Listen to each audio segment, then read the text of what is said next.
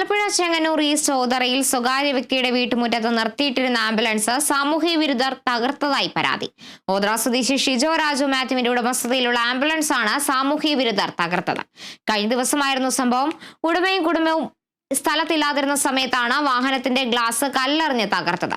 സംഭവത്തിൽ ആംബുലൻസ് ഉടമ തിരുവല്ല പോലീസിൽ പരാതി നൽകി. പ്രദേശത്ത് സാമൂഹ്യ വിരുദ്ധരുടെ അഴിഞ്ഞാട്ടമാണെന്നും നിർത്തിയിട്ടിരിക്കുന്ന വാഹനങ്ങൾ കേടുപാടുകൾ വരുത്തുന്നത് പതിവാണെന്നും നാട്ടുകാർ പറഞ്ഞു.